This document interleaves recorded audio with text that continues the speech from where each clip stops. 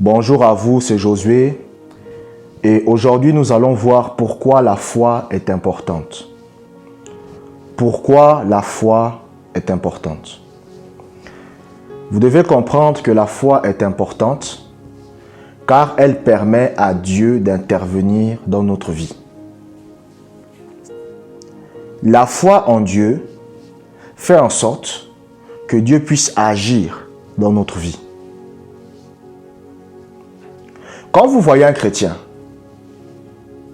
Dieu ne parvient pas à manifester la guérison de son corps. Cela signifie qu'il n'a pas la foi en Dieu pour la guérison. Et il n'y a pas de honte à avoir. Est-ce que vous comprenez? Il n'y a pas de honte à avoir parce que la foi, ça s'obtient. La foi, ce n'est pas quelque chose de inné. La foi, ce n'est pas quelque chose avec lequel vous naissez avec. Parce que lorsque vous naissez de nouveau, vous avez la foi pour le salut. Vous avez la foi pour le salut lorsque vous naissez de nouveau. Mais cela ne signifie pas que vous avez la foi pour la guérison. Cela ne signifie pas que vous avez la foi pour les finances. Cela ne signifie pas que vous avez la foi pour avoir des enfants. Cela ne signifie pas que vous avez la foi pour la délivrance. Non, vous avez obtenu la foi pour le salut. La foi pour le salut, c'est la base. La foi pour le salut, c'est quoi? C'est la foi qui vous permet d'aller au ciel. Par exemple, quand vous regardez Lazare, Lazare avait la foi pour le salut. Mais Lazare n'avait pas la foi pour les finances. C'est pour ça qu'on vous dit que Lazare avait beaucoup de problèmes financiers. C'est pour cela que vous allez voir des chrétiens. C'est un enfant de Dieu. Il aime Dieu. S'il meurt aujourd'hui, s'il meurt, il ira au ciel. Mais pourtant, sur le plan financier, ça ne va pas. Ça ne va pas. C'est pour cela que vous allez voir des chrétiens. Il aime Dieu. Il a à cœur la gloire de Dieu. S'il meurt aujourd'hui, il va au ciel. Mais pourtant, sur le domaine de la santé, il a beaucoup de problèmes. Parce qu'il a la foi pour le salut, mais il n'a pas la foi pour la bonne santé. Donc, ce qui permet à Dieu d'intervenir dans votre vie, c'est la foi.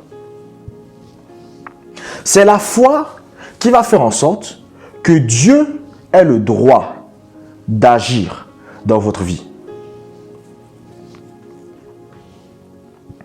Même Jésus-Christ, vous allez remarquer que les guérisons qu'il opérait, c'était par la foi.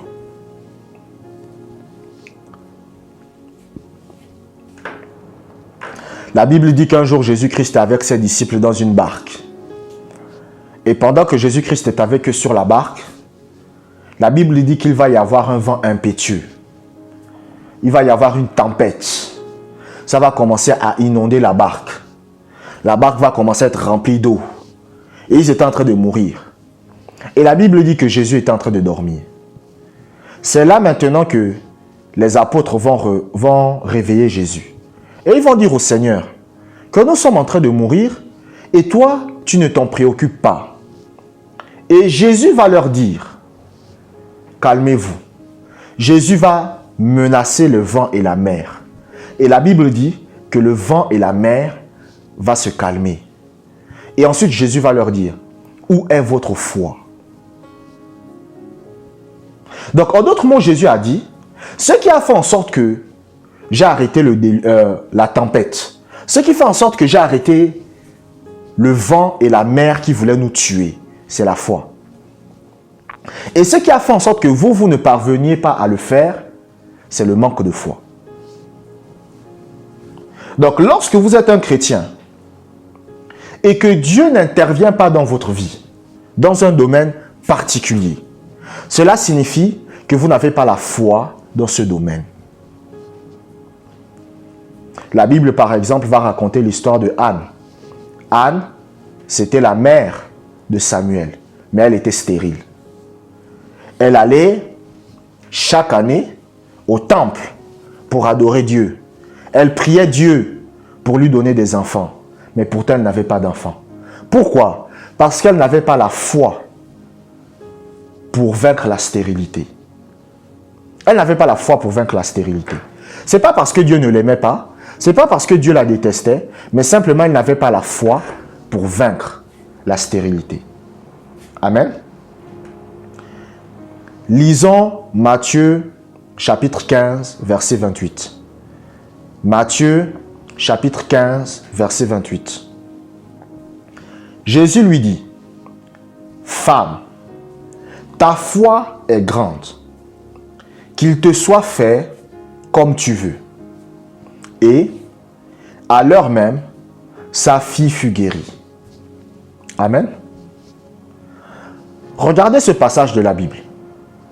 Ce passage de la Bible vous mentionne la guérison de quelqu'un. Ce passage de la Bible vous montre que quelqu'un a été guéri. Alléluia.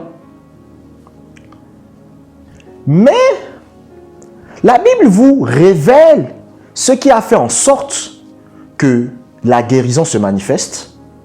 Jésus va dire, ta foi t'a guéri, ta foi a agi. La Bible dit qu'un jour, il y a des aveugles qui vont venir devant Jésus. Jésus va les imposer les mains et Jésus va dire qu'il vous soit fait selon votre foi. Parce que la foi, c'est ce qui fait intervenir la main de Dieu dans votre vie. C'est ce qui va faire en sorte que Dieu entre dans votre vie, que Dieu agisse dans votre vie. Si vous êtes quelqu'un, vous avez du mal à trouver du travail. Vous priez pour le travail depuis des années. Oh Seigneur, donne-moi un travail. Seigneur, donne-moi un travail. Seigneur, donne-moi un travail. Mais ça fait des années et des années. Le même problème perdure. Des années et des années. Vous êtes toujours dans le chômage. Des années et des années. Les choses n'avancent pas. Cela signifie que dans ce domaine-là, vous manquez de foi. Quand vous voyez un domaine de la vie chrétienne, là où vous ne parvenez pas à vaincre, cela signifie que vous manquez de foi dans ce domaine. Et c'est ça qui s'est passé avec Jésus et les apôtres dans la barque. La Bible dit qu'il y avait les vents et la mer. La Bible dit que les vagues étaient en train de vouloir faire couler le bateau. Mais ce qui a fait en sorte que les disciples ne puissent pas vaincre, ce qui a fait en sorte que les disciples ne puissent pas arrêter cette tempête, ce qui a fait en sorte que les disciples étaient sur le point de mourir, c'était leur manque de foi. C'est pour cela que lorsque vous lisez la Bible, Jésus va dire à Pierre, il va dire, Pierre, Pierre, Satan a voulu te cribler comme le froment, mais j'ai prié pour toi, afin que ta foi ne défaille point. Parce que Jésus savait que si la foi de Pierre tombait, c'était fini pour lui. Parce que sans la foi, Dieu ne peut plus agir dans notre vie. La foi, c'est comme un laissez-passer qui donne l'autorisation à Dieu d'accomplir ce que vous voulez qu'il accomplisse. C'est ça. La Bible dit que Sarah était stérile. Sarah ne pouvait pas faire d'enfant. Et la Bible dit qu'elle avait 90 ans. Donc, écoutez, la situation était plus que désespérée. Non seulement Sarah avait 90 ans, mais Sarah était aussi stérile. Donc, elle avait dépassé l'âge de la ménopause de très loin et elle était stérile. Normalement, une femme, même quand elle a déjà 70 ans, elle ne peut plus faire d'enfant. Mais elle avait 90 ans et elle était stérile. Mais la Bible dit qu'elle va parvenir à avoir un enfant. C'est incroyable. C'est ce que la Bible dit. Mais qu'est-ce qui a fait en sorte que Sarah puisse avoir un enfant? Est-ce que c'est parce que Sarah était la plus belle femme du monde? Est-ce que c'est parce que Dieu a aimé Sarah plus que vous? Est-ce que c'est parce que Dieu aujourd'hui était de bonne humeur? Il a dit, bon, aujourd'hui je suis de bonne humeur, je vais donner l'enfant à Sarah? Non. La Bible dit, c'est par la foi que Sarah a eu l'enfant. C'est par la foi. Ce qui fait en sorte que Dieu agisse dans votre vie, c'est la foi. La foi, c'est le laisser-passer qui donne à Dieu le droit d'agir dans votre vie. Lisons Luc chapitre 22, versets 31 à 32. Luc chapitre 22, versets 31 à 32. Le Seigneur dit, « Simon, Simon, Satan vous a réclamé pour vous cribler comme le froment. Mais j'ai prié pour toi, afin que ta foi ne défaille point. Et toi, quand tu seras converti, affermis tes frères. » Vous savez, beaucoup de pasteurs, beaucoup d'hommes de Dieu ont utilisé ce passage pour dire que oui, vous voyez, nous sommes dans les réclamations sataniques. Mais à ce moment-là, quand on vous dit que Satan a réclamé Pierre, Pierre n'était pas né de nouveau. Parce que vous devez comprendre que les chrétiens, quelqu'un qui est chrétien, c'est à partir de Actes des Apôtres que les chrétiens sont apparus. Pierre n'était pas né de nouveau. Pierre était mort spirituellement. Donc c'est normal que Satan le réclame. Parce qu'il est mort spirituellement. Mais maintenant, quand Pierre est né de nouveau, les réclamations sont terminées. Mais maintenant, ce que je veux surtout mentionner dans ce passage, c'est que Jésus va dire, « J'ai prié pour toi, afin que ta foi ne défaille point. » C'est ce que la Bible dit. Jésus dit, « J'ai prié, afin que la foi que tu as, afin que la foi que tu possèdes ne puisse pas flancher. » Qu'est-ce qui fait en sorte que lorsque vous êtes attaqué par Satan, Dieu n'arrive pas à agir dans votre vie? Qu'est-ce qui fait en sorte que lorsque les esprits démoniaques, la sorcellerie veulent vous détruire, Dieu n'arrive pas à agir dans votre vie? Est-ce que vous avez déjà vu des chrétiens qui vous parlent des malédictions générationnelles? Oh, je suis dans les malédictions générationnelles. Oh, un sorcier a bloqué ma vie. Oh, un sorcier a fait ceci, un sorcier a fait cela. Est-ce que vous avez déjà écouté ça? Qu'est-ce qui cause ça? C'est le manque de foi. Donc, bien que Dieu a envie d'intervenir dans la vie de la personne, Dieu ne peut pas intervenir dans la vie de la personne. Pour quelle raison?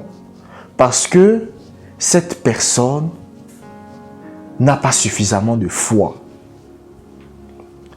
En fait, c'est comme quelqu'un qui veut entrer dans un magasin, se payer un sac Gucci à 5 000 €, mais il n'a que 1 000 € dans son compte en banque.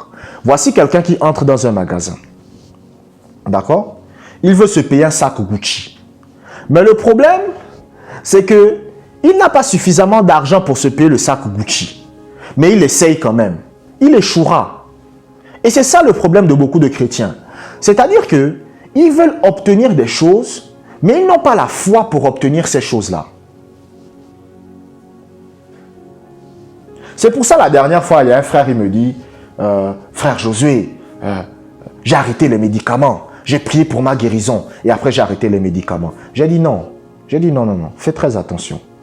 J'ai dit non, fais très attention. Je lui ai dit non. Il faut que tu arrêtes les médicaments. C'est vrai. Tu peux arrêter. Mais est-ce que tu as la foi? Il m'a dit oui, j'ai la foi. J'ai dit, est-ce que tu es sûr? Parce que beaucoup de chrétiens confondent la foi et la présomption.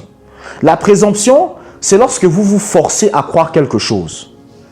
La foi, c'est lorsque vous avez écouté Dieu vous parler et vous agissez sur ce que Dieu vous a dit. C'est ça qu'on appelle la foi. Donc, Dieu m'a dit, je suis guéri. Qu'est-ce que je fais? J'agis comme étant guéri parce que Dieu me l'a dit. Mais maintenant, quelqu'un, vous n'avez pas écouté Dieu, vous commencez à arrêter les médicaments. Ce n'est pas comme ça que ça marche. Ce n'est pas comme ça que ça marche. Donc, la foi, c'est ce qui permet à Dieu d'agir dans votre vie. Sans la foi, Dieu ne peut pas agir. Sans la foi, Dieu ne peut rien faire.